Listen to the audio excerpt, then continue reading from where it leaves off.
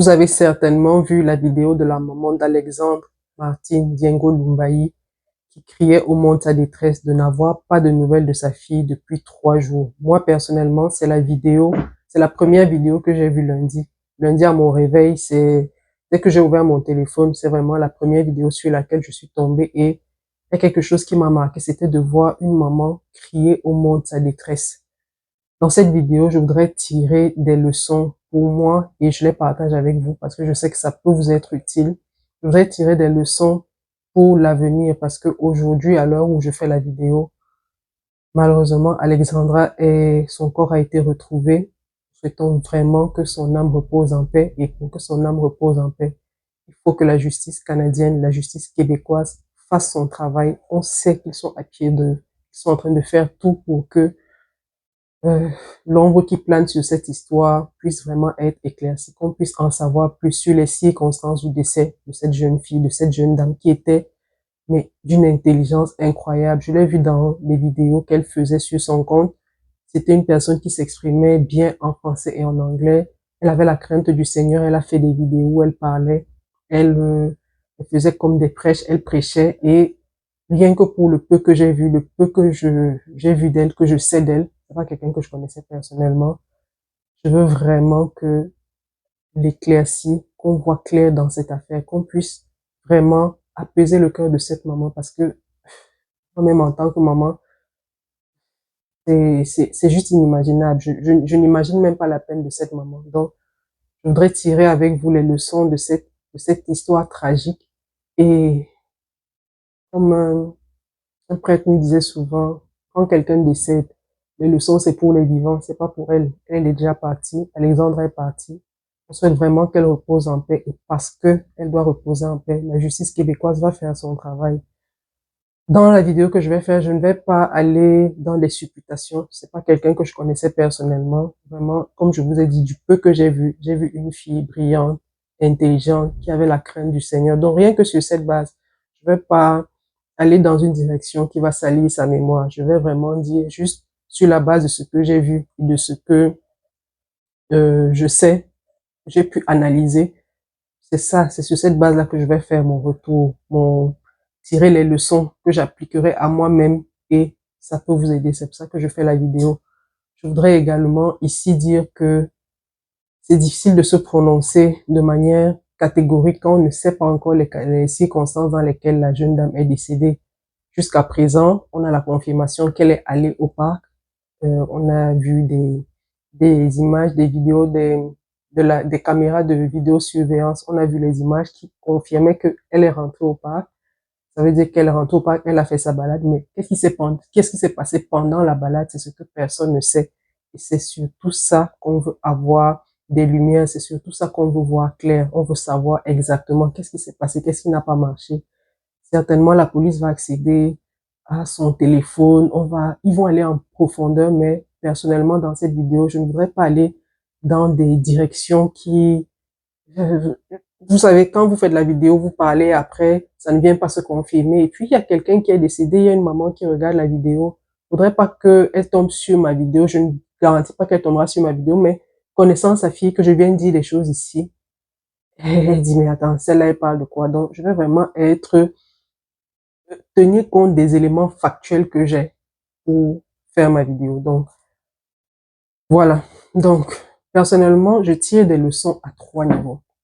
Je tire des leçons à 3 niveaux. Il faut dire que l'un des niveaux, ce sera vraiment avec le retour des éléments d'enquête de la police que je pourrais me prononcer de manière catégorique là-dessus. Mais actuellement, les 2 premiers niveaux que je peux adresser, c'est les parents et les colocataires. Le 3e niveau, c'est les enfants. Je vais peut-être l'adresser de manière superficielle, mais une fois qu'on aura les retours de la police, une fois qu'on saura les circonstances dans lesquelles Alexandra est décédée, je pourrais faire une vidéo pour dire peut-être plus en profondeur les leçons que je tire de ce qui s'est réellement passé. Parce que comme je dis, personne ne sait encore ce qui s'est réellement passé. Personne à l'heure actuelle, à part Dieu et Alexandra, et peut-être une troisième ou d'autres personnes qui ont intervenu parce qu'on ne sait pas encore ce qui s'est réellement passé. Personne ne sait encore ce qui s'est passé. Donc, premièrement, au niveau des parents, vraiment, La maman d'Alexandra, c'est une maman à qui je tire mon chapeau. C'est une maman à qui je tire mon chapeau. Déjà parce que 3 jours sans parler à sa fille, elle a retourné le monde. Beaucoup de gens se diraient, mais ça fait juste 3 jours que tu n'as pas vu ton enfant, mais attends même une semaine. Et puis, elle est majeure. Un enfant de plus de 18 ans, 20 ans, 21 ans, c'est pas un bébé. Mais aucune maman se lève 3 jours seulement après avoir constaté que sa fille ne réagissait plus par les messages. Ça veut dire qu'elle avait une relation fusionnelle avec son enfant. Pour que 3 jours soient tellement longs pour elle, ça veut dire que c'est une maman qui est en échange minute by minute avec sa fille. Ça veut dire que le premier jour, ne pas voir sa fille réagir, elle s'est dit, peut-être un caprice. Mais au deuxième jour, elle s'est dit, ah, c'est quoi encore ce silence? Le troisième jour, c'était de trop. Parce que quand vous causez avec quelqu'un de manière continue, de manière permanente, le silence de cette personne après 3 jours, ça vous inquiète. Et ce que j'apprécie encore chez cette maman, c'est que elle n'y est pas allée de main morte. Elle n'y est pas allée comme pour dire, non, elle n'y est pas allée de manière timorée. Elle a dit, ma fille, c'est ce que j'ai de plus précieux dans cette vie. C'est-à-dire que je ne sais pas ce que j'ai de cher dans cette vie. Donc, c'est ma fille. S'il faut que le monde entier soit au courant, le monde entier sera au courant. Elle a retourné. C'est-à-dire, elle a retourné le monde pour qu'on retrouve sa fille. Donc, à cette maman-là, je ne sais pas. Je ne sais pas dans quel état de conscience elle est. Je ne sais pas si mentalement elle est bien. Mais j'ai envie de lui dire, maman, a fait, c'est-à-dire, tu as fait ce qu'il fallait. Si quelqu'un juge cette maman, j'aimerais que la personne me dise ce qu'elle aurait fait à la place de cette maman. Qu'est-ce qu'elle aurait fait pour dire que cette maman-là doit se sentir coupable? Cette maman a, c'est-à-dire, elle n'a pas attendu 2 jours, elle n'a pas fait une petite vidéo en se disant, bon, écoutez, je porte ça à votre attention, je ne sais pas. Non, la façon dont elle est venue s'exprimer là, c'est qu'elle a dit, je veux voir ma fille, je veux savoir ce qui se passe avec ma fille, je veux qu'on me dise ce qui se passe avec ma fille. Elle n'y est pas allée, non, elle était. Donc, maman, je sais pas, madame, vous avez fait ce qu'il fallait faire. Et si vous êtes venu poser un tel acte, alors que votre fille était disparue, j'estime que de son vivant, vous aviez toujours donné à votre fille le meilleur. La preuve, c'est que vous-même vous dites dans la vidéo, elle me dit dans la vidéo, j'ai envoyé ma fille étudier dans un pays où j'estime qu'elle aurait de meilleures opportunités, une meilleure qualité d'éducation. Donc, c'est une maman qui a donné ce qu'il y avait de mieux. Et quand vous donnez ce qu'il y a de mieux, vraiment, la vie est ainsi faite. Il y a des familles qui vivent dans la même ville, mais 3 jours de silence, ça ne les intrigue pas. Personne ne va s'alarmer pour ça. Vous voyez? Donc, si une maman, comme la maman d'Alexandra, pose un tel acte, j'estime que même du vivant de son enfant, elle donnait ce qu'il y a de mieux pour son enfant. J'ai envie de tirer la leçon pour nous parents. Resserrons les liens avec nos enfants. Il y a tellement de situations comme ça où on prend l'habitude de créer de la distanciation, on se dit, ah, mais ils sont en train de grandir, ah, il fait son caprice d'ado, oh, il est ci, oh, il est ça. Et pourtant, il y a ce lien filial qui est avec nos enfants, qui est en train de se dégrader. Je crois que c'est même au-delà du physique, c'était même spirituel, le fait que cette maman dise, mais attends, il y a quelque chose qui ne va pas. Vous voyez, quand vous me dites, hey, je veux en savoir plus, je veux voir clair dans cette histoire. Donc, c'est le lien même qu'elle a dû tisser avec son enfant au fil des années, qui fait qu'à un moment, elle se lève et dit, non, je veux savoir ce qui se passe. Donc, nous aussi, comme parents, on doit garder ce lien avec nos enfants, avec nos proches, avec toutes les personnes qui nous sont chères. Parce que comme je dis, il y a des personnes, des familles, des parents qui vivent dans la même ville que leurs enfants, mais on peut faire une semaine, on ne se parle pas. Je suis pas en train de dire qu'il y a une norme, il n'y a pas un nombre de jours pendant lequel vous pouvez parler ou ne pas parler à quelqu'un, non. Mais je suis en train de dire que il y a ce lien filial, il y a ce lien sacré qu'il y a entre nous là, mais on érode souvent parce on a la tête plongée dans nos affaires, on a la tête plongée dans des choses, mais à la fin de la journée, quand vous vous rendez compte que vous avez perdu un être cher, que vous auriez pu appeler un matin ou un lundi, Bien, il y a chaque semaine, vous dites, mais qu'est-ce que je faisais même? Pourquoi je n'ai pas pris l'habitude de l'appeler? Et pourtant, aujourd'hui, la personne n'est pas là. Donc, je pense vraiment qu'il y a ce lien qu'on devrait garder avec les personnes qui nous sont chères. Et quand je vais au-delà, la maman d'Alexandra, sa fille est majeure, sa fille est aux études. Ça veut dire que pour elle, c'est le moment de vaquer à autre chose, de mettre sa tête dans autre chose, dans un autre projet, de s'investir à fond peut-être dans son boulot, dans son business, en se disant, OK, j'ai donné le maximum pour t'élever, pour que tu sois la personne que tu es maintenant. Tu es étudiant, tu es déjà autonome et tout. Donc, on peut juste se parler chaque fin de semaine et tout. Mais non. Combien de parents aujourd'hui ont pour prétexte pour ne pas appeler leurs enfants un membre de la famille ou même leurs parents à eux? Combien de personnes aujourd'hui ont pour prétexte le travail, l'emploi du temps trop chargé, les occupations de la vie qui nous empêchent de prendre des nouvelles? Combien d'entre nous avons des ados, des pré-ados à la maison avec qui on n'a plus pris du temps pour causer, juste pour savoir comment tu vas comprendre même les enjeux auxquels cet enfant fait face là, à l'âge qu'il est en train de traverser. Combien de parents? Voilà une maman qui a une fille qui a plus de 20 ans, qui est déjà autonome, c'est-à-dire de ce qu'elle dit, la fille faisait son petit job, c'est-à-dire son job d'étudiant. Donc, voilà une maman qui aurait pu dire, mais attends, tu es déjà autonome, qu'est-ce que j'ai toujours à rester dans tes pattes, toujours à t'appeler, toujours à te texter, toujours à être en contact avec toi. Voilà une maman, sa fille est déjà autonome, mais elle est toujours avec son enfant. Donc, moi, personnellement, ça m'a parlé, ça m'a dit, wow, combien de fois j'ai vu des parents laisser des enfants de 2, 3, 4, 5 ans aller seuls à l'école. C'est-à-dire, vous êtes là, vous êtes dans votre voiture, vous voyez un enfant qui sait à peine, c'est-à-dire traverser la route, mais qui tient son petit frère pour aller à l'école le matin. Combien de fois? Combien de fois? C'est-à-dire, parfois, je regardais ça, je me disais, mais qu'est-ce que le parent de cet enfant fait de si important pour que, dans son esprit, il peut imaginer que son enfant peut aller à l'école seul avec son petit frère? Combien de fois on a vu des situations comme ça? Des enfants aller, c'est-à-dire des enfants de moins de 10 ans, aller avec leur petit frère à l'école. Mais, et le parent, qu'est-ce qu'il fait? C'est-à-dire, qu'est-ce qu'il fait de si important pour que ce soit son enfant qui n'est même pas encore assez, c'est-à-dire, qui ne sait même pas encore c'est quoi le danger, qui accompagne son petit frère? Combien de fois on a vu ce genre de scène-là? Je ne veux même pas aller plus loin. Quand j'assistais souvent aux rencontres des parents d'élèves à l'école de mes enfants, mais c'est les parents dont les enfants n'avaient aucun problème qui se présentaient aux réunions. C'est-à-dire, parfois, l'enseignant, quand il nous voyait arriver, il disait, mince, je m'attendais à voir tous les parents sauf vous. C'est-à-dire, les parents même qui l'attendaient à la réunion, ce n'est pas eux qui venaient. Pourquoi? Parce que les parents même dont les enfants ont les problèmes, ils ont toujours quelque chose à faire. Oh, on est au travail, on est... Parfois, quand je voyais des petits enfants, je voyais un petit enfant de 5 ans avec son frère qui est peut-être à la maternelle et lui, il est à la cime, qui était en train d'aller à l'école, je me disais, on ne le souhaite pas. Mais si quelque chose arrive, si l'un de ces enfants, on ne le retrouve pas le soir, est-ce que la maman ou le papa de cet enfant va trouver ce qu'il était en train de faire pertinent au point où il pouvait laisser son enfant courir un tel danger? Donc moi, c'est la leçon que je tire. Je crois que nous, au travers de la sortie de la maman d'Alexandra, nous parents, on devrait retourner à l'essentiel.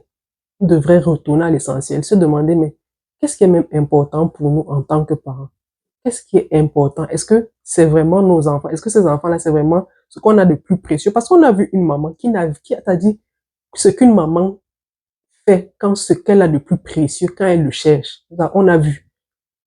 Mais on voit aussi des parents qui disent que ce qu'ils ont de plus précieux, c'est leurs enfants. Mais on voit comment ils se comportent avec ces enfants-là. Cette maman a donné le meilleur d'elle. C'est-à-dire le meilleur. C'est-à-dire, si elle pouvait prendre, si elle pouvait rentrer dans le temps, changer deux, trois choses, si ça c'était à sa portée, qu'elle l'aurait fait pour sa fille.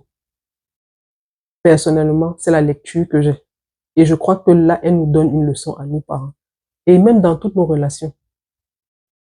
Il y a tellement de fois où on trouve pour excuse qu'on a trop de travail, ou les emplois du temps trop chargés. Parfois, appeler un membre de sa famille, parfois prendre des nouvelles de quelqu'un qui nous est cher. C'est juste une minute, hein, ou même 5 minutes. Et on tourne ça dans la tête, on dit, ah, ok, on peut parler et tout. Et puis qu'on vient vous dire que, ah, tu sais, tel a eu tel incident. ou tel accident. Hey, quand je pensais à lui l'autre jour, mince. Donc, ça, c'est la leçon que je tire pour nous, les parents, pour nous qui sommes parents. Apprenons à prendre du temps, vraiment. Si nous disons que nos enfants, là, c'est les personnes les plus chères à nos cœurs, les personnes les plus chères dans nos vies, apprenons à prendre du temps. Apprenons aussi à prendre du temps pour les personnes que nous considérons. Un appel, c'est 1 minute. Un texte, c'est juste 30 secondes. Hello, comment tu vas? Ça fait un moment. Vous avez pris des nouvelles. Vous êtes au moins avisé. Parce que le plus dur, quand quelqu'un disparaît, quand quelqu'un s'en va, le plus dur, c'est le regret, c'est de se dire, mais j'ai tellement voulu lui envoyer le message, ça fait un message, ça fait 2, 3, 4 jours, et je me suis dit, je vais renvoyer ça, je vais faire ça plus tard. Et le plus tard, là, je viens apprendre que la personne n'est plus là. Et je dis encore, beaucoup même vivent dans des villes avec des personnes qui leur sont chères, leurs enfants même sont peut-être étudiants ou travaillent dans la même ville que eux en tant que parents, mais on se dit, OK, on va se tamponner. Parce qu'on sait que la vie nous appartient, on sait que non, le pire ne peut pas survenir. Donc, aimons-nous vivants. Je crois que c'est ça la leçon. L'autre leçon que je tire pour les parents, c'est vraiment, j'entends beaucoup de parents dire, mais ça veut donc dire que ça vaut plus la peine d'envoyer ses enfants à l'étranger et tout. Est-ce que c'est un problème d'étranger? En toute honnêteté. Est-ce que c'est vraiment le problème d'être à l'étranger? Je ne pense pas. Je pense pas que c'est un problème typique qui se pose à l'étranger. Personnellement, j'ai vécu dans une ville universitaire et il y a eu des drames là-bas. Et j'étais dans mon pays. Donc, je ne pense pas que c'est le fait qu'on soit à l'étranger. Ça peut survenir partout. Les drames n'ont pas une géolocalisation précise. Ça se passe partout. Mais ce que je voudrais adresser ici, c'est les conditions dans lesquelles on envoie nos enfants hors de la maison. La maman d'Alexandra a dit, Alexandra avait son job d'étudiant, mais on lui avait envoyé, son papa lui avait envoyé son argent pour la location de la chambre, donc le montant du loyer pour la chambre. Et là, j'adresse encore mes félicitations à cette maman. Parce qu'on va dire tout ce qu'on va dire. Je lis tellement de choses, mais on va dire qu'elle n'a pas envoyé son enfant dans la gueule au loup. Non. Elle s'est assurée que son enfant ne manque de rien. Parce que si l'enfant, avec son job d'étudiant, recevait encore de l'argent pour sa chambre, ça veut dire que la maman a dit, ma fille, si tu veux travailler, tu vas travailler parce que ça te fait plaisir. Mais moi, là, je veux faire ma part. Combien d'entre nous, parents, faisons notre part quand il s'agit d'envoyer nos enfants hors de la maison? Combien? J'ai fait une vidéo sur mon compte TikTok. Je l'ai dit de manière polie, mais c'était une façon d'interpeller les parents. Je ne vous dis pas le nombre de messages d'étudiants qui arrivent au Canada et qui disent, je ne m'en sors pas. Je ne m'en sors pas. Madame, vous connaissez une banque qui peut nous prêter de l'argent.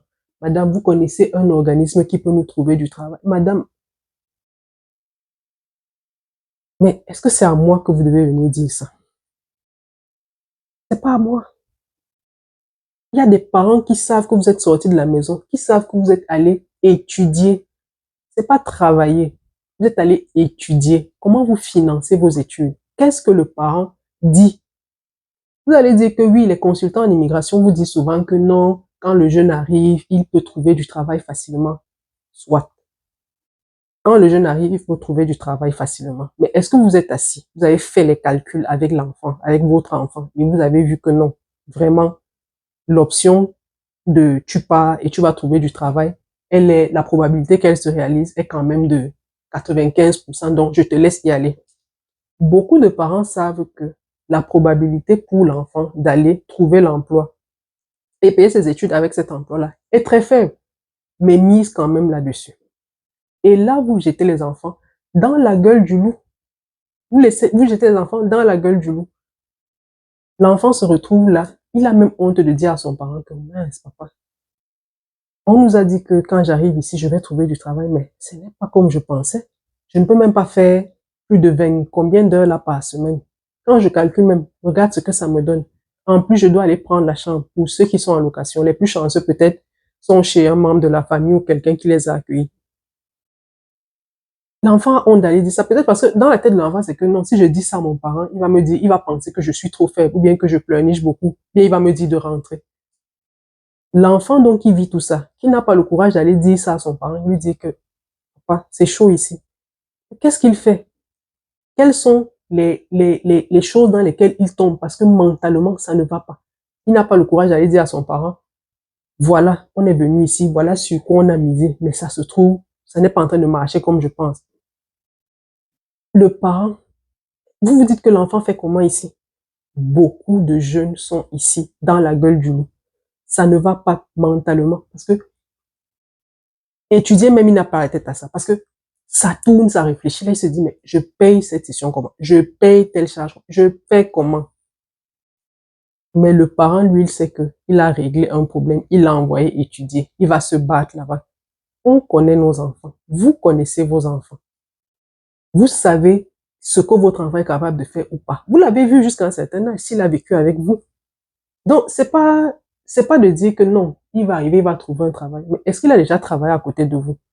Parce que même quand vous trouvez un emploi là, vous devez le garder. Est-ce que votre enfant est capable d'avoir son emploi et d'étudier? Parce que pendant qu'il était à la maison, vous voyez, vous avez fait des tests de résistance, vous savez que non, l'enfant, si vraiment c'est un battant, et vous savez aussi lequel de vos enfants n'est pas un battant, mais vous prenez quand même le risque. Et moi, je suis d'accord avec les personnes qui disent, si vous envoyez un enfant à l'étranger et que vous êtes sûr que votre enfant n'est pas quelqu'un de très vaillant, mettez-le à côté de quelqu'un qui va avoir un regard sur lui. Mettez-le à côté de quelqu'un qui va souvent vous dire, écoute, je sais pas, mais je crois que il faut un peu parler à l'enfant parce que je vois des attitudes ici et tout. Les parents ne valident même pas ça. Beaucoup de parents ne valident pas ça. Pour eux, le plus dur, c'est de l'envoyer. Mais vous l'envoyez où? Dans un milieu que vous-même, vous ne connaissez pas. C'est comme mettre un enfant dans une boutique de bonbons. Toutes les friandises sont à sa portée.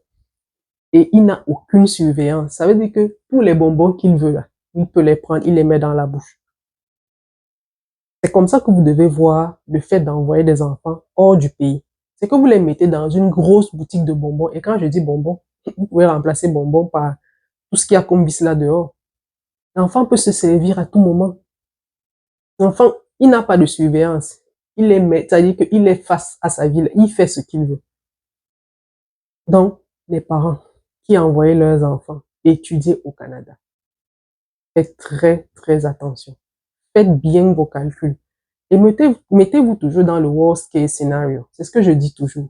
Mettez-vous toujours dans le pire des cas. Même si on vous dit que il va arriver, il va trouver du travail, ça va marcher. Dites-vous, s'il arrive, s'il ne trouve pas du travail et que ça ne marche pas, c'est quoi le plan derrière? C'est quoi le plan B? Qu'est-ce que je fais alternativement? Ça va éviter à des enfants de venir avoir des problèmes de santé mentale ici. Je dis, si j'ouvre ma messagerie, vous n'en reviendrez pas. Quand ils m'écrivent, c'est pas politesse que je leur dis que non, c'est pas à moi que, c'est pas politesse que je ne leur dis pas ça. Mais j'ai envie de leur dire que mais vos parents sont où? Vos parents font quoi? Pourquoi ils vous ont envoyé? Vous comptiez sur quoi? Mettez-vous toujours dans le pire des cas. C'est pas que les gens ne veulent pas que vous veniez étudier, non. Mais c'est qu'on connaît les réalités, on sait comment ça se passe ici. Ici, c'est pas, il n'y a pas de pitié. Les gens sont farouches. Les gens cherchent leurs intérêts, les gens ont leurs propres problèmes, comme je l'ai dit précédemment. Les gens ont la tête à leurs propres problèmes. Donc, quand vous venez leur dire, vous venez poser la tête, quelqu'un n'a pas, on ne vous gère pas. Tu as dit que tu peux, voilà. Maintenant, tu vas expliquer à qui? Tu vas expliquer ton problème à qui? Et la personne va prendre du temps pour t'écouter. Non, lui-même, il a ses propres problèmes, ça ne le laisse pas. Donc, les parents, s'il vous plaît, les enfants, là, c'est vos enfants. Arrêtez de faire comme si le fait que l'enfant soit déjà sorti, il peut voler de ses propres ailes. Non, vous savez lequel de vos enfants peut voler ou ne peut pas voler de ses propres ailes. Arrêtons de faire les autruches. On connaît nos enfants. C'est vraiment une supplique, hein. Je le dis peut-être durement, mais c'est une supplique. Arrêtons de faire comme si nos enfants deviennent des superman quand ils sortent de la maison, alors que dans la maison, ils n'étaient pas des superman. Le troisième, ou plutôt le deuxième groupe, parce que là, on était sur les parents. Le deuxième groupe auquel je m'adresse, c'est le groupe des colocataires. Vous savez ce qui est marquant dans l'histoire d'Alexandra? C'est que ce ne sont pas les personnes ou la personne avec qui elle vit qui est intrigué par son absence pendant 3 jours, à moins qu'elle avait l'habitude de disparaître, ou, comme je ne connais pas comment les colocations fonctionnent, ou peut-être chacun entre et sort à son heure, ça peut être aussi une des raisons. Mais je note quand même que ce n'est pas la colocataire, la personne avec qui elle vit, qui remarque son absence. C'est sa maman qui est à des kilomètres, qui note qu'il y a quelque chose qui ne va pas. Donc, même la personne avec qui elle vivait ne s'est pas rendu compte que, hey, ça fait un moment que je ne t'ai pas vu. J'ai été dans des cités étudiantes. On était étudiants, on était en cité. Chacun était dans sa chambre, chacun était dans son studio, chacun faisait sa petite vie. Mais, ce qu'on faisait souvent entre voisins, c'est quoi? C'est que quand on passait le matin, on se lançait quand même un bonjour. Hey, c'est comment? Ça va? Tu réponds dans ta chambre, ça va? Pendant que lui va en cours. Le soir, par exemple, si on laissait nos portes ouvertes, on se dit, ah, comment ça va et tout. C'était notre manière à nous. Peut-être on ne réalisait pas encore ce qu'on faisait, mais on gardait du lien de cette manière. C'est vrai que c'est une société individualiste, mais quand même, je crois que même si tu vis dans une société individualiste, si tu as tes valeurs, même si les gens te prennent pour fou, ce sont tes valeurs. Si vous êtes le colocataire d'une personne, s'il vous plaît, créez du lien avec cette personne, créez un contact avec cette personne. Vous êtes le gardien de cette personne qui est loin de sa famille. Nous sommes les gardiens des personnes avec qui nous vivons. Ça m'a intrigué. Je me suis dit, mais ta coloc qui a le numéro de ta mère, ça veut dire que vous avez quand même un certain lien. C'est-à-dire, même si vous n'êtes pas les meilleurs amis du monde, mais tu as le numéro de sa mère, ça veut dire que vous avez un certain lien. Ça veut dire que de temps en temps, sa mère aussi t'appelle. Vous connaissez, elle a appelé par son prénom et tout. Mais 3 jours dans la maison, ça ne t'a pas intrigué. Sa mère qui a des kilomètres, des milliers de kilomètres, qui est quand même peut-être spirituellement liée à sa fille, qui sursaute que, hé, attends, fait 3 jours. Donc je crois que même si les colocataires, et je n'ai jamais fait la colocation, même si les colocataires sont les personnes les plus désagréables du monde, sont les personnes les plus difficiles à vivre du monde, chacun de nous a ses valeurs. Si dans tes valeurs, l'être humain, c'est le summum de la création. Quand tu as la possibilité de veiller sur ton frère ou sur ta sœur, veille. Prends des nouvelles, ça ne te coûte rien. Même si la personne fait son grincheux, tu fais ta part. Tu auras la conscience tranquille. Parce que j'imagine si l'être humain pour toi, c'est la vie humaine a une valeur, c'est-à-dire au-dessus de tout. Et que tu te rends compte que il y a un cas comme ça qui survient et c'était ton colocataire, mais tu as souvent négligé de prendre de ses nouvelles ou même de t'enquérir de son état et tout.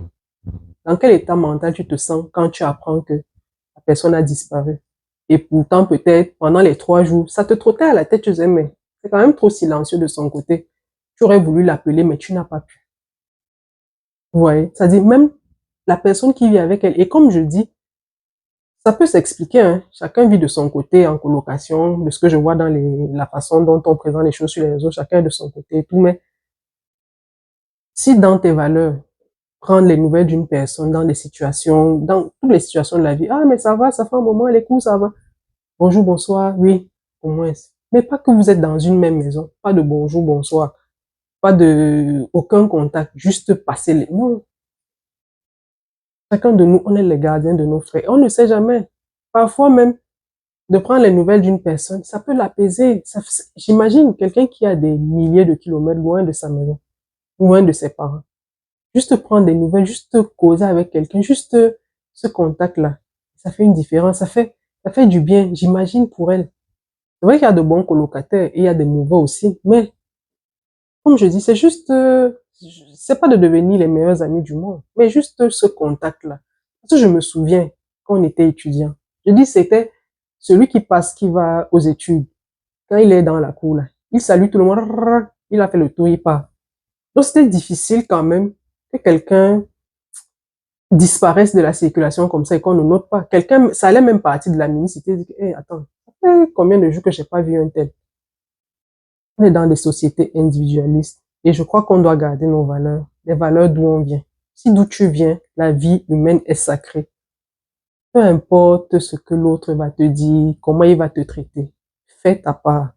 Fais ce qui va te laisser la conscience tranquille. Le troisième point que je voudrais adresser, c'est peut-être les jeunes. Mais je vais parler en profondeur parce que adresser la question des jeunes, ce serait comme si je connaissais déjà les détails, c'est comme si je connaissais personnellement Alexandra. Et je vais parler de manière globale à nos jeunes. Les jeunes, s'il vous plaît, dehors là. C'est devenu tellement compliqué, tellement compliqué. Et avec cette affaire de réseaux sociaux là, c'est-à-dire, on ne comprend plus rien. Faites vraiment attention à vous.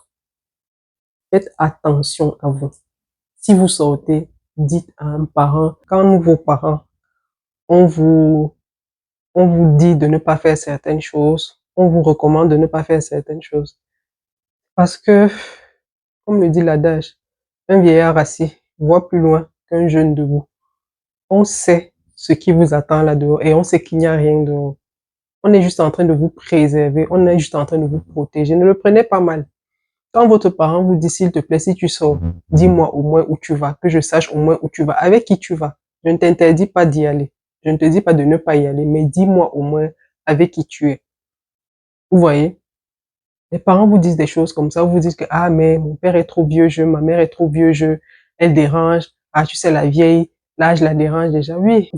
Mais il faut savoir que vos parents ont été jeunes. Vos parents sont passés par ce par quoi vous passez et ils savent qu'aujourd'hui même c'est plus violent. Avant, il fallait sortir pour faire face au danger, mais maintenant, vous êtes même à la maison, le danger vous trouve là, sur vos téléphones, dans vos téléphones, le danger est là. Avant, il fallait qu'on sorte, il fallait que le fait pour un enfant d'être dehors, c'est ça qui le mettait en danger. Mais là, vous êtes même avec vos enfants à la maison. Vos enfants sont en danger. Pourquoi? Parce que l'ouverture sur le monde, la Internet, c'est ça le danger. Ça vient vous trouver à la maison. Votre enfant est là. Vous le voyez présent physiquement, mais vous ne réalisez même pas à quel point l'enfant que vous voyez là en face de vous est en danger. Pour les jeunes, s'il vous plaît, arrêtez de lever le cœur de vos parents. Je ne parle pas particulièrement d'Alexandra, je connais pas la relation qu'elle avait avec son parent, mais je parle de manière générale parce que, oui, comment on ne bavarde pas dans les maisons, les parents, les mamans, les papas, comment on ne bavarde pas. Vous dites à un enfant, fais ci, fais ça, ne fais pas ci, ne fais pas ça. C'est comme si vous parlez à un mur. Il veut faire l'expérience, il veut vivre l'expérience. Bon, vous êtes né pour vivre vos expériences aussi, c'est vrai. C'est ça aussi de grandir, de vivre vos expériences. Écoutez un peu ce que vos parents vous disent. Ce n'est pas de la méchanceté. Les personnes qui vous aiment le plus au monde, ce sont ceux-là qui sont en train de vous dire, fais attention, ne fais pas ci, ne fais pas ça. Elles veulent juste que demain, vous soyez des personnes épanouies, vous soyez des personnes qui s'accomplissent pleinement dans la société. C'est juste ça. C'est le mal qu'on vous souhaite là-bas. C'est le mal que vos parents vous souhaitent là-bas. Que vous soyez demain des personnes accomplies. Qu'est-ce que vous allez faire aujourd'hui que vous ne pourrez pas faire quand vous aurez 30, 35, 40 ans? Qu'est-ce que vous allez faire aujourd'hui? Qui va disparaître dans 10 ans? C'est quoi? Quel est le plaisir de la vie qui va disparaître? Aucun.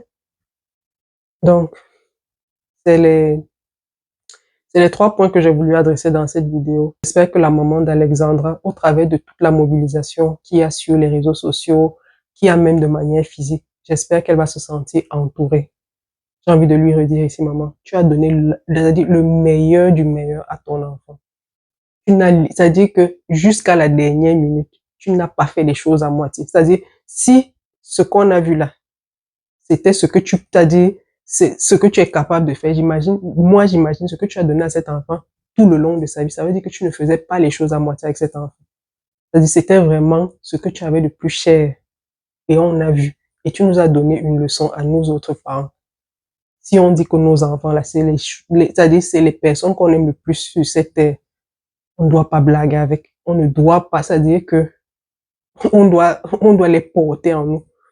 Merci en tout cas pour cette leçon. Merci encore pour cette leçon. Merci. J'espère vraiment que seul le Seigneur pourra vous soutenir, te soutenir dans cette douloureuse épreuve. Et soyez assurés de nos prières. On vous porte en prière, on vous porte en pensée, on vous porte dans toutes les intentions que nous émettons chaque jour parce que faut vraiment être insensible à un tel niveau pour que tout ce qui s'est passé là nous laisse vraiment à 37. Non, on peut pas dire que ça nous laisse à 37. Ça nous a retourné. Ça nous a vraiment retourné. C'est venu nous chercher cette histoire et on essaye du mieux qu'on peut. On essaye de traduire notre sympathie d'une manière ou d'une autre. Mais moi, en tout cas, je ne voudrais pas que vous vous sentiez jugé, que vous vous sentiez indexé. Parce que ce que vous traversez est déjà assez dur pour qu'on vienne retourner le couteau dans la plaie, qu'on vienne vous donner des leçons, non. Vraiment, c'est-à-dire, c'est même vous qui nous donnez la leçon. J'ai envie de dire, vous nous donnez la leçon là, avec ce qui s'est passé. Vous nous avez donné une leçon de parentalité. C'est quoi être un parent? Vous nous avez donné cette leçon là. Ok, j'espère que cette vidéo va vous permettre à vous aussi de tirer les leçons utilement. En tout cas, j'ai tiré beaucoup de leçons. Et comme je vous ai dit, l'idée vraiment ici, ce n'est pas de, de faire en sorte que Alexandra ou sa maman se sentent coupables de quoi que ce soit. On n'est pas encore au courant de ce qui s'est passé en réalité. C'est vraiment les conclusions de l'enquête qui vont nous permettre de savoir, de voir plus clair dans tout. C'est tout un mystère à l'heure actuelle. C'est encore tout un mystère. Et on espère, on prie vivement que non seulement la lumière soit faite sur l'affaire, mais aussi que la justice soit faite. À bientôt pour une prochaine vidéo. Prenez soin de vous, prenez soin de ceux que vous aimez.